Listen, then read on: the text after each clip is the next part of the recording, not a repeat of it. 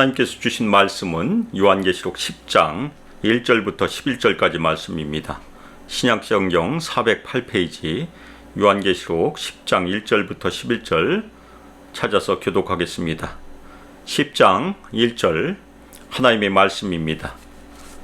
내가 또 보니 힘센 다른 천사가 구름을 입고 하늘에서 내려오는데 그 머리 위에 무지개가 있고 그 얼굴은 해 같고 그 발은 불기둥 같으며 그 손에는 펴놓인 작은 두루마리를 들고 그 오른발은 바다를 밟고 왼발은 땅을 밟고 사자가 부르짖는 것 같이 큰 소리로 외치니 그가 외칠 때 7 우레가 그 소리를 내어 말하더라.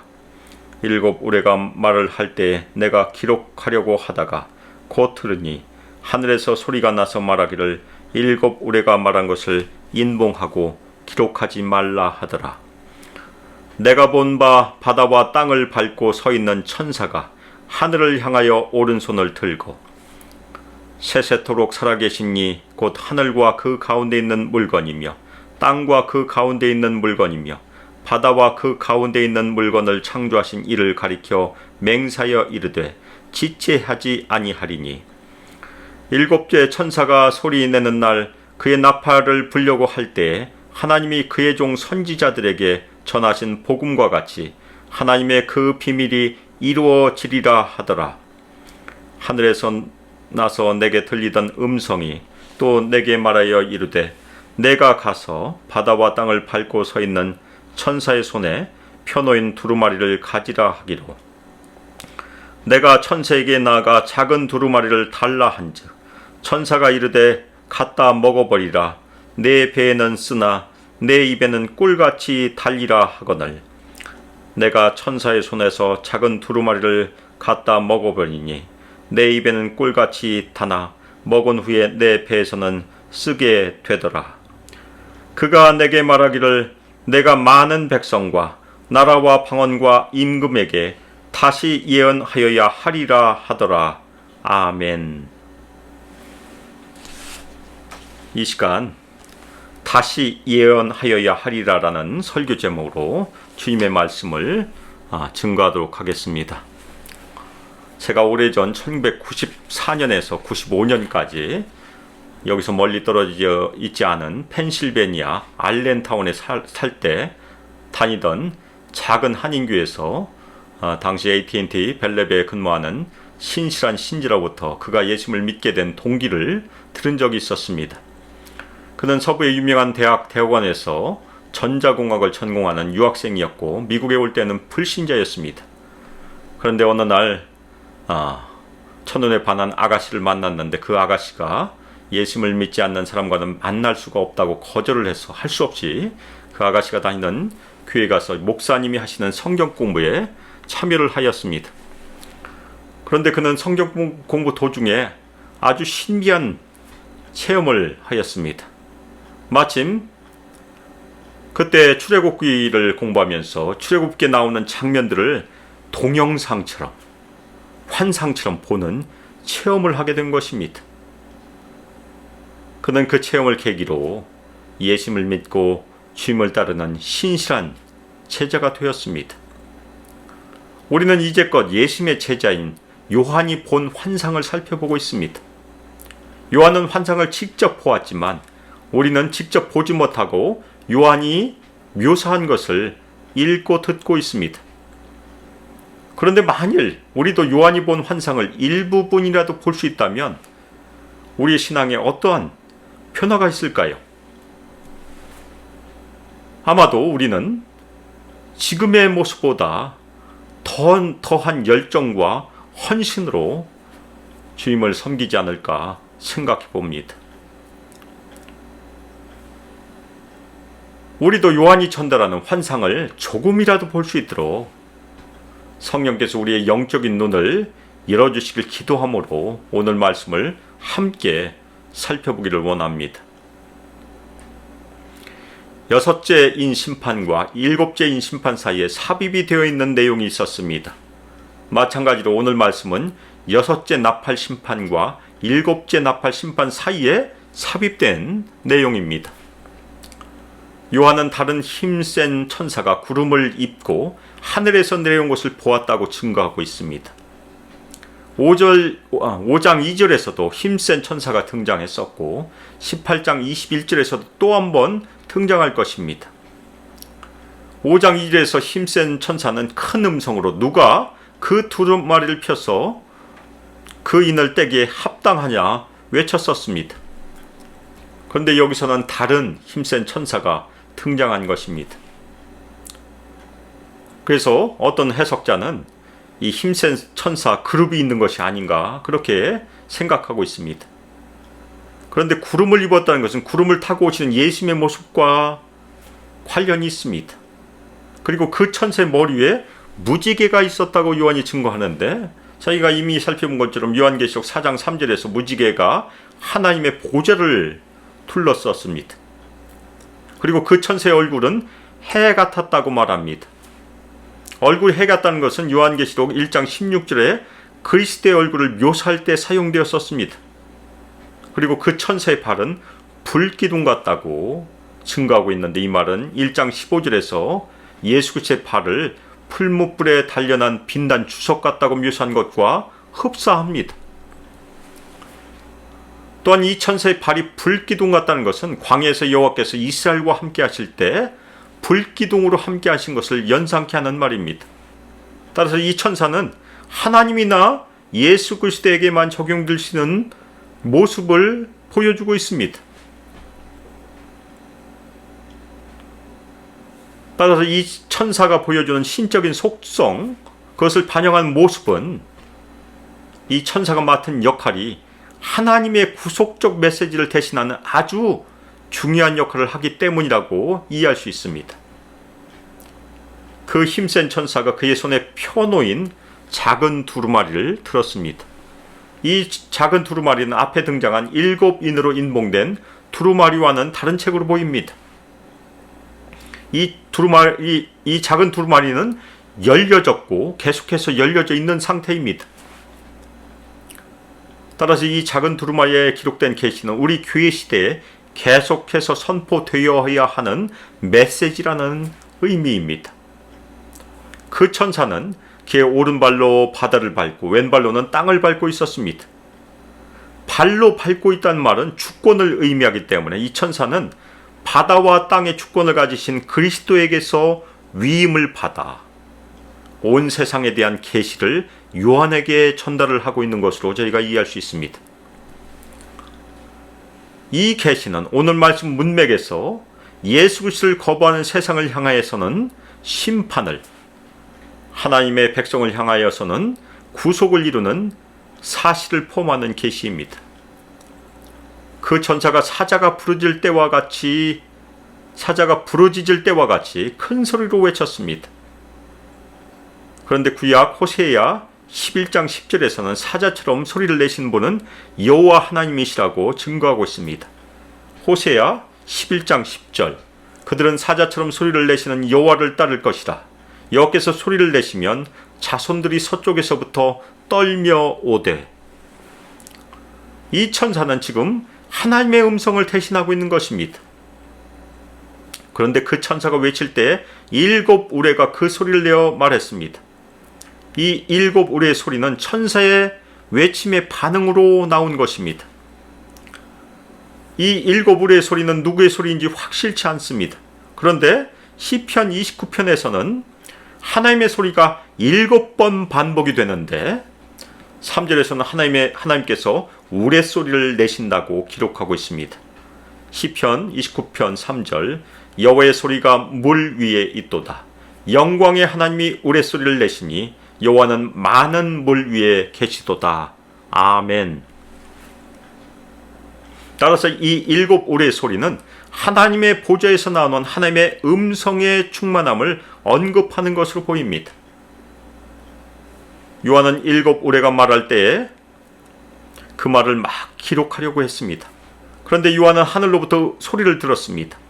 7 우레가 말한 것들을 인봉하고 기록하지 말라는 음성을 들었습니다. 인봉한다는 것은 다니엘 12장 9절에 기록된 마지막 때에 일어날 일을 봉함하라는 명령과 관련이 있습니다. 다니엘 12장 9절 그가 이르되 다니엘아 갈지어다. 이 말은 마지막 때까지 간수하고 봉함할 것임이니라. 인봉이 된다는 것은 이 일곱 우레가 말한 심판이 비밀로 있다가 먼 미래에 일어날 사건임을 암시한 것일 수 있습니다. 그때 요한이 본 바다와 땅에 서 있는 천사가 오른손을 하늘을 향하여 들었습니다. 이 장면은 다니엘 12장 7절에 기록된 다니엘이 본 환상을 연상케 합니다. 다니엘 12장 7절 내가 들은즉 그 세마포 옷을 입고 강물 위쪽에 있는 자가 자기의 좌우 손을 들어 하늘을 향하여 영원히 살아계신 이를 가리켜 맹세하여 이르되 반드시 한때 두때 반때를 지나서 성도의 권세가 다 깨지기까지이니 그렇게 되면 이 모든 일이 다 끝나리라 하더라. 그 천사는 맹세하였습니다. 세세토록 살아계신 이 곧 하늘과 그 가운데 있는 물건이며 땅과 그 가운데 있는 물건이며 바다와 그 가운데 있는 물건을 창조하신 이를 가리켜 맹세하였습니다. 이는 천사가 절대 주권을 가지고 계신 창조주 하나님의 이름으로 맹세하고 있는 것입니다. 그 천사는 하나님의 이름으로 지체하지 아니하리라 맹세하였습니다. 이는 반드시 속히 일어날 일이 지체하지 아니하리라는 선언입니다. 그러나 일곱 천사가 소리를 내는 날 그가 막 나팔을 불려고 할 때 앞에서 말한 지체하지 아니하리라라는 것이 이루어집니다. 이때 하나님께서 그의 종들 선지자들에게 선포하신 것 같이 하나님의 비밀이 이루어집니다. 이 하나님의 비밀은 하나님의 나라가 도래하는 것에 대한 비밀입니다. 하나님께서 자기의 비밀을 그 종 선지자들에게 보이시는 것은 아모스 3장 7절에 기록되어 있습니다. 아모스 3장 7절 주 여호와께서는 자기의 비밀을 그 종 선지자들에게 보이지 아니하시고는 결코 행하심이 없으시리라. 비밀은 하나님의 계획 안에서 비밀에 붙여져 있으나 하나님의 때에 드러나고 완성이 되는 어떤 것을 의미합니다. 신약 성경에서 비밀은 하나님의 구원의 목적에 관한 것으로 숨겨져 있다가 예수 그리스도의 복음에서 드러난 것이고 선포된 것을 의미합니다. 따라서 우리가 오늘 살펴본 하나님의 비밀은 예수 그리스도의 십자가의 죽으심과 부활에서 드러났고 궁극적으로 예수님께서 이 땅에 다시 오실 때 하나님의 나라의 종말적인 완전한 도래로 이루어질 것입니다. 그때 요한은 하늘로부터 들었던 음성이 자신에게 다시 이야기한 것을 들었습니다. 이 음성은 하나님 아니면 예수님의 음성일 것입니다. 가서 바다와 땅을 밟고 서 있는 천사의 손에 펴놓인 두루마리를 가지라. 그 열린 작은 두루마리는 힘센 천사로부터 요한에게 옮겨옵니다. 이는 요한이 마지막 때에 심판과 구속을 행하신 예수님의 권세에 참여하고 있는 것입니다. 결국 종말적인 하나님 나라의 오심에 대한 선포가 선지자 요한에게 위임되고 있는 것을 보여주고 있는 것입니다.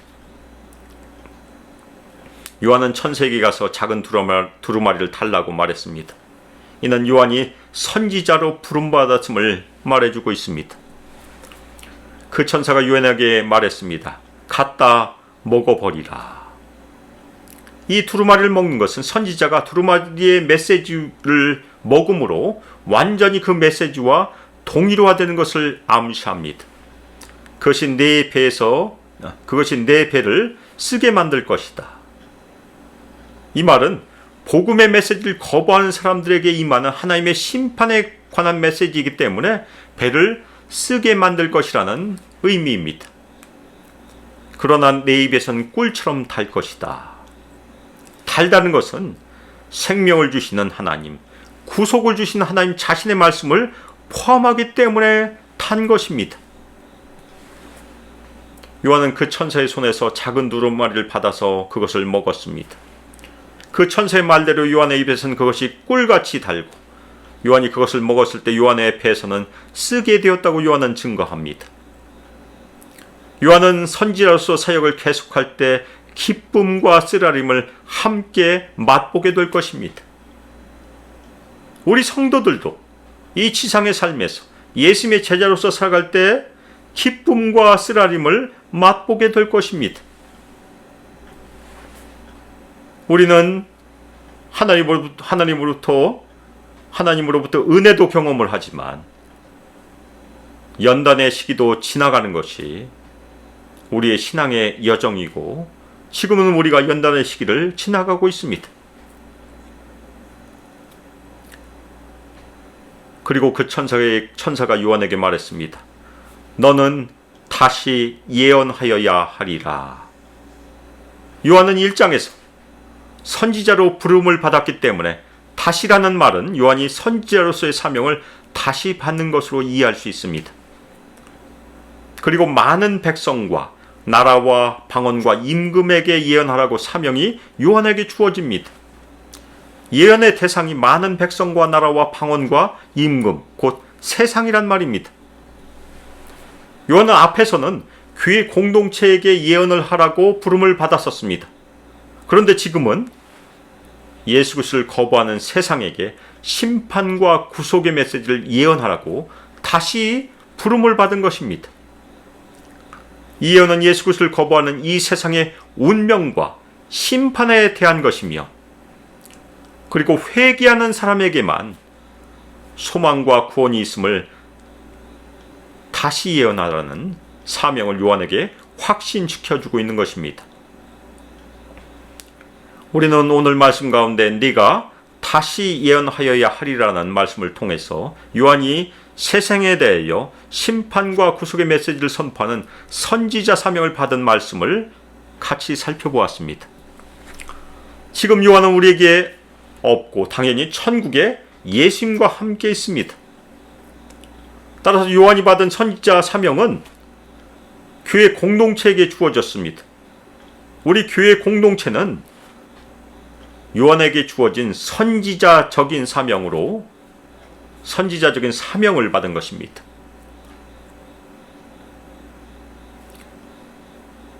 예언은 무엇입니까? 하나님께서 보여주신 것이나 말씀하신 것을 전달하는 은사입니다. 우리는 직접 선지자로 부름을 받지 않아서 하나님께서 보여주신 것을 받지 못했을지라도 하나님께서 선지자인 요한에게 보여주시고 말씀하신 것을 우리는 전달받았습니다. 지금 전달받고 있는 것입니다. 따라서 우리 소망교회 공동체는 예수 그리스도의 이름으로 예수님을 거부하는 이 세상에 대하여 심판과 구속의 메시지를 증거하는 선지자적인 사명을 부여받은 것입니다. 아멘입니까? 우리는 간혹 천국을 다녀왔다는 간증을 들을 때가 있습니다. 저도 이 지역에서 천국을 다녀왔다는 목사님에게 그분의 경험을 직접 들은 적이 있습니다. 천국에 다녀온 체험을 가진 사람들의 특징이 무엇입니까? 열심히 예수님을 증거하는 데 있다는 것입니다. 제가 만난 목사님도 열심히 예수님을 증거한다고 하셨습니다. 왜 그럴까요? 봤기 때문에 그렇습니다. 체험했기 때문에 그렇습니다. 우리도 하나님께서 요한을 통하여 전달해 주신 말씀을 맛보아 할 수 있으면, 볼 수 있으면 얼마나 좋겠습니까? 우리가 요한계시록 말씀을 맛보아 하는, 체험하면 할수록 심판을 앞두고 있는 세상 사람들에게 열심히 예수를 믿으라고 전하게 될 것이라 장담합니다.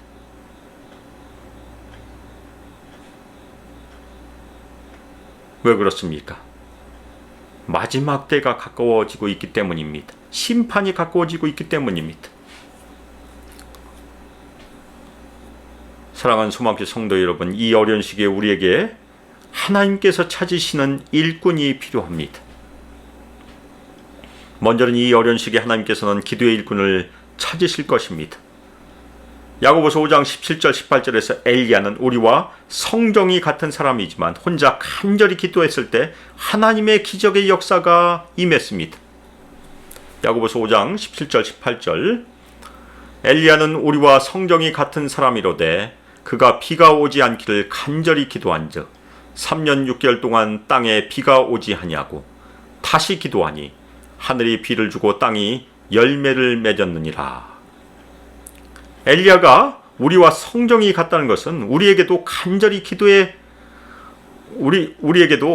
기도의 응답으로 하나님의 기적의 역사가 일어날 수 있다는 것입니다.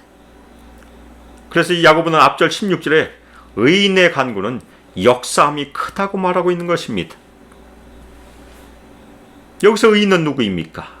의인은 하나님과 바른 관계를 가지고 하나님의 말씀에 전적으로 순종하며 그리고 하나님께 전적으로 의탁하는 신자가 의인입니다. 사랑하는 소망교회 성도 여러분, 우리 각자가 이 어려운 시기에 하나님께서 찾으신 엘리야 같은 기도의 일꾼, 의로운 일꾼이 되기를 주님의 이름으로 축원합니다. 아멘. 또 하나 오늘 말씀에 의하면 하나님께서 우리 소망교회에서 하나님의 메시지를 품는 일꾼을 찾으십니다. 아멘입니까? 하나님 보좌에 관한 놀라운 환상을 체험한 후에 이사야는 이사야 6장 8절에 기록된 것처럼 하나님께서 내가 누구를 보낼까 물어보시자 뭐라고 대답했습니까? 이사야 6장 8절 내가 또 주의 목소리를 들으니 주께서 이르시되 내가 누구를 보내며 누가 우리를 위하여 갈고 하시니 그때에 내가 이르되 내가 여기 있나이다 나를 보내소서 하였더니 이사야가 뭐라고 대답했습니까? 제가 여기 있나이다 나를 보내소서. 이 대답이 이 어려운 시기에 우리 모든 성도들의 대답이 되기를 주님의 이름으로 축원합니다. 아멘. 사랑하는 소망교회 성도 여러분, 우리 모두는 요한의 예언을 전달받은 말씀의 일꾼들입니다. 아멘입니까? 하나님께서는 한 사람을 찾으십니다. 엘리야 같은 기도의 일꾼 한 사람을 찾으십니다. 그리고 요한과 같은 선지자적인 사명을 띠고 세상을 향하여 주님의 복음을 증거할 전도자 한 사람을 찾으십니다. 사랑하는 소망교회 성도 여러분, 오늘 이 시간 성령의 감동으로 하나님의 부르심에 주님 제가 여기 있습니다 응답하기를 주님의 이름으로 축원합니다. 그리고 기도의 일꾼으로 전도자의 사명으로 저를 보내소서라는 헌신의 결단이 우리 수많게 모든 성도들 마음에 임하기를, 입술의 고백으로 임하기를 주 예수 그리스도의 이름으로 축복하며 기도합니다. 아멘. 이제는 주 예수 그리스도의 은혜와 하나님의 사랑과 성령 하나님의 교통하심과 우리에게 권능 부어주심이 이 땅에서 엘리야와 같은 기도의 일꾼으로 요한과 같은 전도자의 사명을 가지고 복음을 전하는 전도의 일꾼으로 땅끝까지 이르러 주님을 증거하기를 결단하는 우리 소망교회 모든 성도들 위해, 우리 소망교회 위에 함께하기를 주 예수 그리스도의 이름으로 축복하며 기도합니다. 아멘.